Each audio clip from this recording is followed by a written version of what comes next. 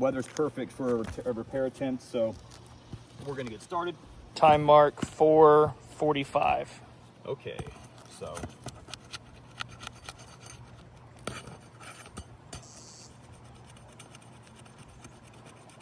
we're gonna take some really short, different angles. Now there's a really bad matting transfer here right now. So what I will say, if I wanted to, I could easily rip this matting to pieces if I just pried up on it, but I'm taking care and going slow to try and prevent that. Now get closer here. I want you to watch this. As I pry up, you can see the granules being punched off the top because of how brittle these shingles are. The bottom of this mat is being ripped. I mean, I've already torn through, and you can watch the video and see how careful I'm being. These shingles are way too brittle to endure any kind of repair. Yeah, here we are on this hot roof having to go through and show this. Now I've got one single tab unsealed.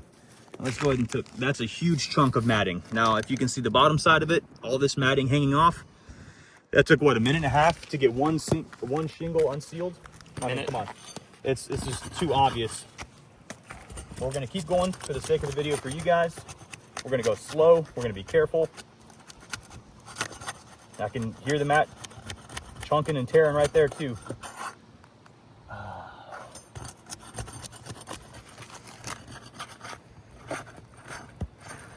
Felt weird right there. All right, so this is first shingle. Now we've got this unsealed.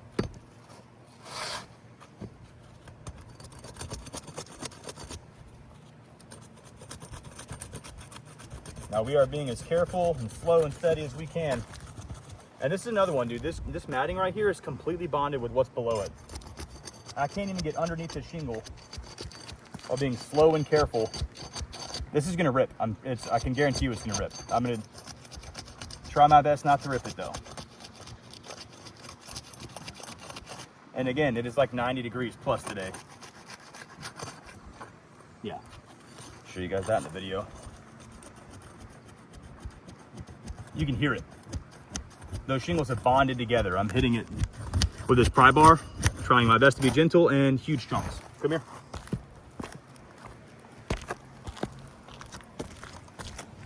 This is what's happening. Gigantic chunks coming out of the shingle mat above it. We are quite obviously lowering the integrity and the quality and the value of this roof just by unsealing these shingles. But we got the first row unsealed. We're gonna move to the second row. Mind you, we've only started unsealing, and we're seeing it on every single one.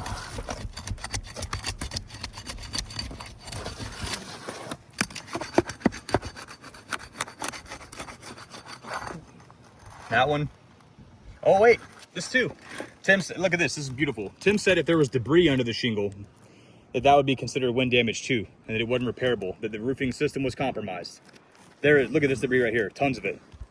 Tons of debris getting under the shingle. And that one wasn't even unsealed, man. We've got a nail pop on it. Yeah. Now, we're gonna continue trying to unseal this, but like I said, these are made of toilet paper at this point. Keep getting these spots where the matting is just super chunky. Again, huge chunks being taken out. So, this is something that's gonna happen on every single one of these shingles. We cannot return this to one seamless, efficient water shedding system by means of a repair. My gosh, dude.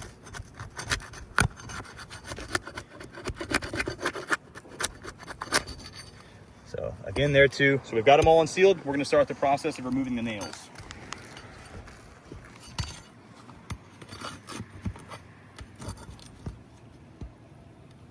Now, super hot. So these nails are just kind of stuck to this adhesive. Come on, there you go. All right. God, it's burning my hand. With gloves on. Try to keep it out of the sun if you can keep it in your shadow. You're good? You recording? Yep. All right, so iPhone overheated because it's so hot out here. Frying up on the shingles to get these nails out. You see this huge chunk, this huge tear right here. Again, these shingles are completely past their functionality. They're completely too brittle to do any kind of repair on. This is nail pull through. So that means it's just the shingles are so brittle that the nails are just quite literally tearing through the shingle whenever you pry up on them. Look, I don't even have to do anything on this one. I didn't even pry up on it, and it's already torn through the shingle. This is kind of a joke. That one didn't pull through. Hooray. Ah, my hands are burning. All right.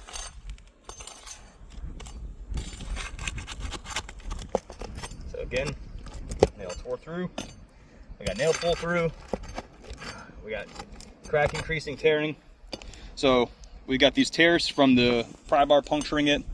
You can't see it yet because we haven't even had to lift the shingles hardly at all. And there's a bunch of thermal cracking, but you're going to be able to tell very easily that these shingles are being damaged by us simply prying up on the nails. And then once again, when we have to reapply them, it's only going to make it worse. Again, dude, I barely lifted these shingles up and the nails pulled all the way through.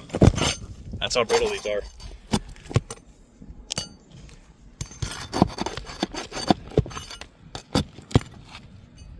Again, the iPhone overheated. Yeah, Why I we did switched phones. So. And now and again too, like, can't even get the nails out. All right, one more. Yep. Let's see if I can get this out without having to pry up. Got it. All right. So one thing we're gonna look at real quick: all this matting, all these holes from the nails, literally pulling right through the shingle. You've got significant matting transfer, you've got tears in the shingles, you've got cracking increasing, you've got significant nail pull through. This is quite honestly one of the easiest repair attempts I've ever done to show that a repair is not possible. Yeah, I know it's hot.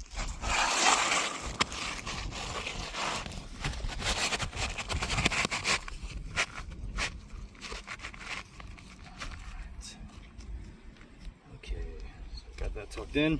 Now, this is the part in the repair process where the damage really comes into play because we have to lift the shingles up high enough to get these nails through. Now, actually, you can see cracking and creasing coming on the top right there, just from us removing the nails. So, again, we're only going to lift this up as much as we absolutely have to.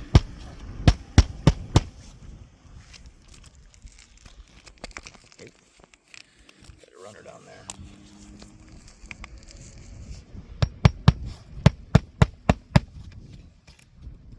Shingles are burning my skin.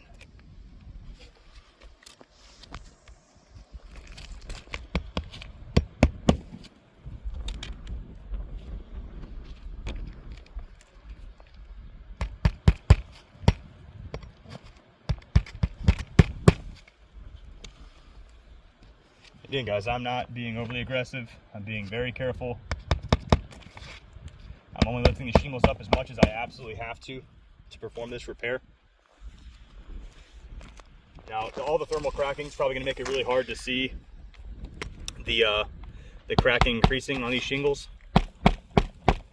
But that is the least of our concerns with a roof system that's this compromised. Again, we can't reuse the nail holes because the nails just pulled right through the shingle. Again, yet another very easy to see piece of evidence that prevents us from being able to return this roof to its pre-loss condition.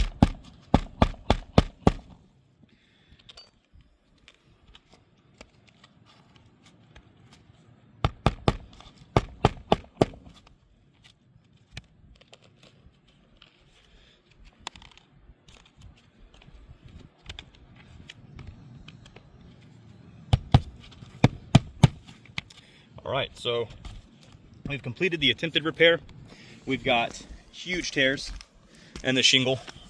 Now, in the areas that didn't happen, we had huge chunks of matting that came up. You can see them on the back of that shingle. All those fibers. That's going to stop the shingles from ever sealing again. It's never going to be able to return to pre-loss condition with a repair. And doing this one repair, we've now damaged 1, 2, 3, 4 other shingles, to the point where it's now lower quality, lower integrity, and a lower valued roof. A repair just isn't feasible on these. I've done this dance 1,000 times. This has 4 of the 5 obvious indicators that a roof is not repairable, that we cannot make the insured whole again by doing this repair. We're gonna get some photos, get some close-ups of the matting transfer on this one too to show you guys.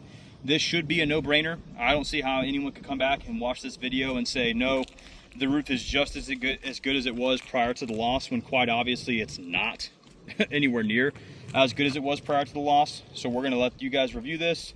Tim said they just send everything to me anyways, so I'll probably just send it directly to him, let him give his opinion. But the things we're looking at here, guys, nail pull through, significant matting transfer. We've got punctures, rips, tears.